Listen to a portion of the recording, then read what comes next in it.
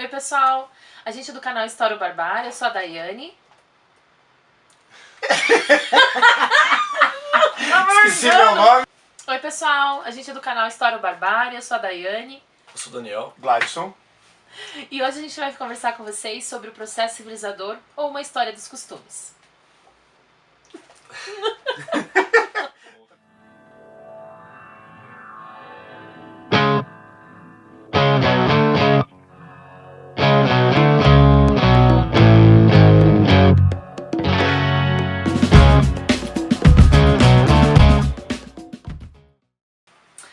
Você costuma arrotar em público? Ou peidar na frente de pessoas que você não conhece? Cuspir sobre a mesa? Pois é. Isso é a discussão do vídeo de hoje.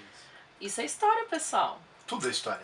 Gente, para começar esse vídeo, então, né, a gente gostaria de dizer que estamos embasados aqui nesse livro do Norbert Elias, é um sociólogo alemão, que ele escreve na década de 30, né? Ele tem vários livros, mas eu acho que esse aqui é considerado uma das suas obras-primas, né? Então, o Processo Civilizador tem 2 volumes, a gente vai discutir aqui especialmente esse primeiro volume. A gente quer discutir nesse vídeo como que esses costumes, né? Que hoje a gente já interiorizou e dá como natural, mas que eles também não são naturais. Que de natural não tem nada. Não tem nada de natural, né? E a gente vai discutir como que esse código de conduta, de como se comportar em público, como que isso foi construído ao longo Ou do assim, tempo. né? Por que a gente tem vergonha de fazer determinadas coisas que são naturais do nosso Exato. organismo? Então, a nossa ideia de usar o livro do Elias é a gente tentar mostrar para vocês como a história funciona também, né? Então a gente tentar buscar, através da longa duração, que é esse período grande da história, porque às vezes a gente tem a ideia de achar que na história são só quebras. É quando muda, é quando tem revolução, é quando muda as coisas, né? E de uma maneira muito abrupta, assim. E às vezes não é assim, às vezes é um processo que leva mais tempo, que as pessoas nem se dão conta de que aquilo está mudando. Na verdade, essa longa duração está muito ligada às mentalidades, né? Ou seja, o pensamento, né, das pessoas na sociedade, ele demora muito mais para mudar. Então, assim, às vezes pode acontecer uma revolução, né, algum fato extraordinário, porém, que muda a questão política, muda a questão econômica, mas a mentalidade não é assim que funciona. E o Norbert Elias, ele vai justamente, né, como o Gladys estava dizendo, trabalhar uma mentalidade. Exato. Né? Então, o trabalho do Norbert Elias, ele analisa esses livros com regras de etiqueta e tal, e daí é interessante como ele pega pormenores, que, né, se você olhar de pronto, você não identifica, e não dá muita, são coisas que você não daria muita importância. Sim, você né? acha que é algo irrelevante. Exatamente. E ele pega elementos que são ditos irrelevantes e transforma isso numa produção primorosa, né, que é esse livro que a gente está usando. Então ele pega exemplos, né, como o caso de você não escarrar na mesa. Então, só de estar escrito que você não pode escarrar na mesa, é porque tinha gente que fazia isso. Então isso é muito, é uma sagacidade dele de usar analisar esses detalhezinhos para ver que está tendo um processo grande de mudança dessas mentalidades, que é o tal do processo civilizador, e que vai culminar na gente, né? Nisso que a gente acha que é tão normal, tão natural, tão automático, mas que ele foi fruto de uma construção, né, que teve idas e vindas, né? Não é um processo linear, mas não é um processo que acontece em todas as culturas. Exatamente, também, né? Ele é bem setorizado, né? Ele está trabalhando com a realidade europeia, francesa, alemã, italiana. Exato. Então, assim, ele vai pegar as cartilhas desde a Idade Média para mostrar que o momento em que essa transformação ela começa a acontecer mais visivelmente é do final da Idade Média e no início da Idade Moderna.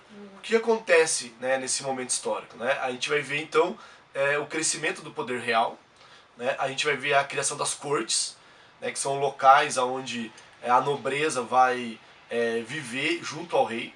Né? Então, se antes o nobre estava quase isolado lá no seu feudo, lá no seu território, né, agora parte deles vão ir para as cortes, vão viver nas cortes, né, junto com pessoas que estão no mesmo nível social deles. Né? Então isso vai gerar uma transformação na sociedade e, consequentemente, de acordo com Elias, uma transformação nos costumes, na maneira de viver. E tem uma questão interessante que também é a ascensão da burguesia, né? É Ao verdade. passo que a burguesia ela avança, ou seja, vai criando essa classe que tem dinheiro, a nobreza também tem essa contraposição de dizer, não, tudo bem, eles têm dinheiro, mas nós temos a elegância, a cortesia, os bons modos. Então, tudo isso também é uma forma de distinção social, né?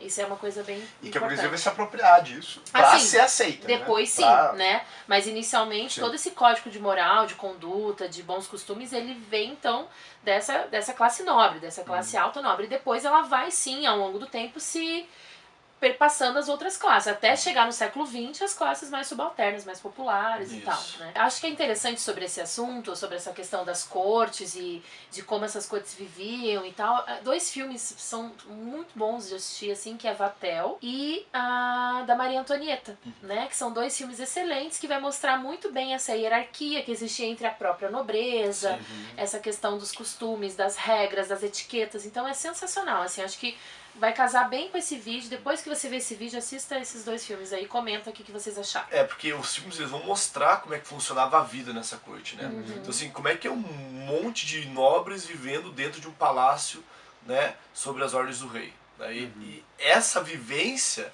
é que vai ser interessante e que vai ajudar o Elias a mostrar esse processo civilizador. Porque essa nova vivência que cria uma demanda por essas regras. Pois né? exato.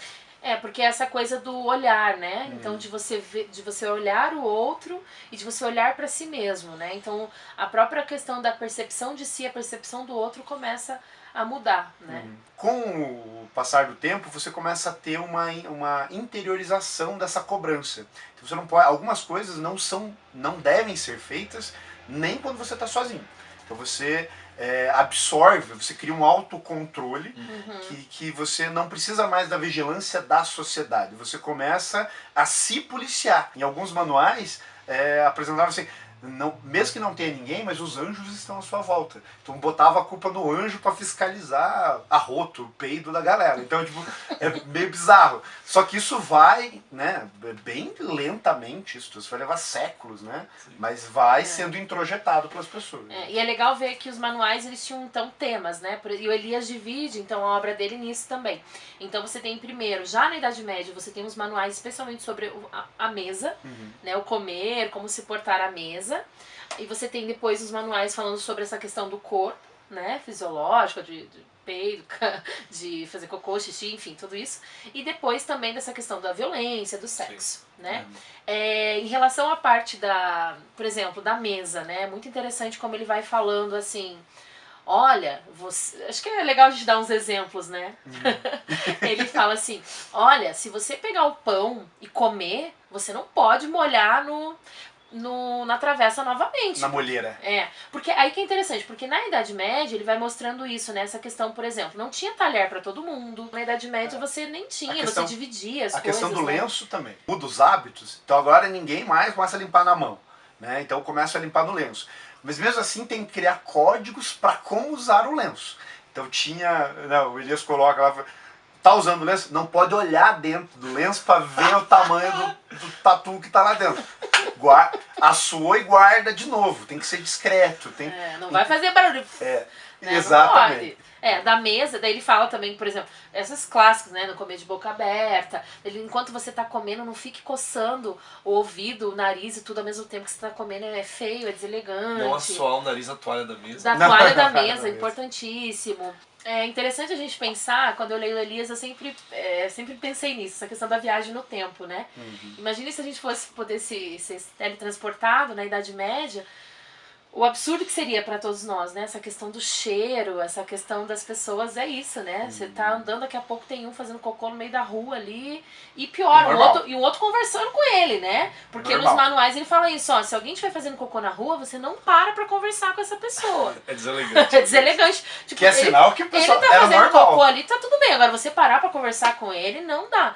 Então, imagino, né? E vice-versa, eles também, né? Se pudesse fazer uma viagem no tempo e viesse pra nossa sociedade, também ia ser um choque. Tudo isso, né? Então é interessante pensar. Claro que esses exemplos são exemplos bastante engraçados, mas o que está por trás disso tudo, né, é como que a sociedade de corte, né, então a alta sociedade europeia, eles vão mudar os seus hábitos, e isso também é em função do novo tipo de política que estava acontecendo, né? Então agora você está vivendo uma sociedade controlada por um rei, né, na qual você tem que ter determinados comportamentos para com esse rei, né? Então assim, na verdade, parece engraçado, mas tudo faz muito sentido quando a gente pensa que hoje a gente sente vergonha de tudo isso. Né? Então esse processo, né, de a gente sentir vergonha de, por exemplo, mostrar o corpo em público, tá? É um processo que começa nessa época. Porque o sexo também é uma dessas questões que o Elias levanta, né? Ele dá um exemplo muito bom, que ele cita o Erasmo de Roterdã, né? Escreveu manuais de educação para crianças. Lembrando que o Erasmo, ele era um cristão fervoroso, considerado santo hoje. Tudo bem falar de sexo com a criança, né? A criança, ela precisa entender que a vida é assim, então você comentava isso. Quando chega, né, no século XVIII e XIX, isso começa a mudar. Então a sociedade se transforma, né, e você vai ter um outro pensamento. Então a criança não pode mais ouvir sobre isso. Aliás, nem os adultos podem mais conversar sobre isso. Exato. O sexo começa a tornar um tabu, mais ainda para a criança. Ele dá um exemplo de um outro escritor do século XIX que fala assim: e se a criança perguntar sobre de onde vêm as crianças, os bebês, o que você tem que dizer? Não, tem que dizer que isso é um presente de Deus. E não toque mais no assunto. Né? Quer dizer, é isso. Então assim, você não pode ficar estimulando a criança a pensar nisso, porque isso, né, não é algo que se fala em público. Né? E essa questão da criança, o Elias destaca isso, né? Que o processo civilizador vai criando um abismo entre o adulto e a criança. Sim. O adulto, ele já introjetou isso, né? Então a criança não. Então esse choque entre gerações, entre o adulto e a criança, em boa parte esse choque tem a ver com isso. Porque regras que são introjetadas pelo adulto, que para ele já é natural, para a criança não é. A criança não passou por esse processo, né? Então ela tem que ser disciplinada. Então a família vai disciplinar ela para que ela siga, né, as regras que a sociedade impõe. Outra coisa legal que ele comenta é sobre violência, né? E aí tem uma outra questão social importante, né? Porque até durante a Idade Média, tudo se resolvia praticamente na base da violência, né? Você não tinha ainda tribunais, você não tinha julgamento, você não tinha, né? Isso vai ser construído aos poucos. Quando o processo civilizador chega nas cortes, né, já não pode ser mais assim. Porque agora você tem que criar uma nova maneira de você resolver os problemas, que não pode ser mais a violência, porque isso, aos olhos dos outros, começa a se tornar algo errado. É legal pensar também que essa questão da violência tem muito a ver com os problemas psicológicos. Sim. Por quê? Porque muitas vezes, eu tenho raiva de determinada pessoa, então eu vou lá e espanco a pessoa, né? Quer dizer, isso era algo, podia ser comum. Hoje em dia, a gente se controla, né? Claro, a gente espera que seja Sim, assim. exato. A sociedade espera Exatamente. que você se controle, que você vai resolver seus problemas na justiça e tal.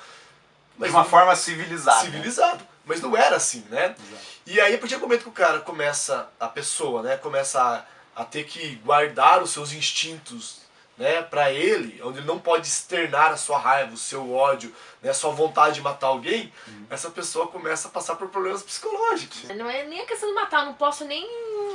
Nem, né? Porque eu não posso verbalizar eu não posso nem essa verbalizar, ou eu não isso. posso nem fazer um olhar, mas assim, eu tenho que estar perto daquela pessoa que eu não Ser gosto educado. e ser Exato, educada, exato, né? E estar aqui isso. na pose. Né? Eu tenho que disfarçar, ela não pode nem perceber que eu tenho aversão à pessoa dela.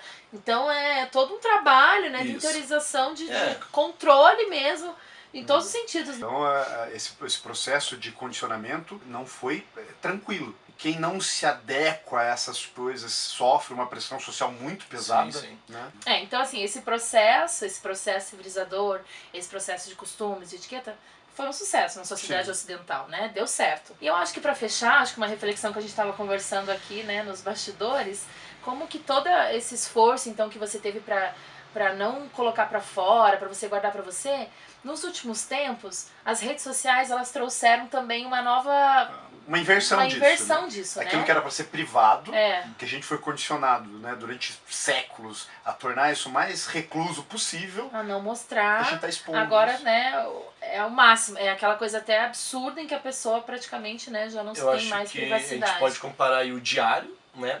Porque o diário, ele é algo que surge justamente nesse período, né? Mas ele surge nesse período como uma coisa justamente íntima. Sim, exato. Então eu tô solitário, preciso Exato, guardar tudo isso pra mim, eu posso pôr no meu diário, porque o Exato. diário é meu, Que não é ninguém vai socialmente ler, aceito né? expor isso aí. Exato, exato. E as redes, elas vêm Ao contrário. ao contrário disso. Então eu tô colocando lá, mas ao mesmo tempo isso tem uma dimensão, tá todo mundo vendo, tá todo mundo sabendo, né? Não sei, acho que é isso, pessoal. Alguma coisa a mais? Então, Acho que é por aí. e se tiverem dúvidas, perguntas, escreva, né? E não esqueçam, gente, para esse canal crescer a gente precisa de divulgação, né? Precisamos do seu Então, like. assim, se inscreva, é importantíssimo, dê like, ativa a notificação, compartilha. Compartilhe com os amigos, E mostra. Siga a também gente nas redes tem sociais. as redes, né? Tem o História ou Barbárie no Instagram, procura lá pra seguir, Tem a página no no Facebook, Facebook. no Twitter. Então a Isso. gente tá em todos os canais, tá bom? Isso Então é aí. isso. Então é isso. Obrigada, pessoal. Até a próxima. Tchau, tchau. Tchau. Até o próximo vídeo.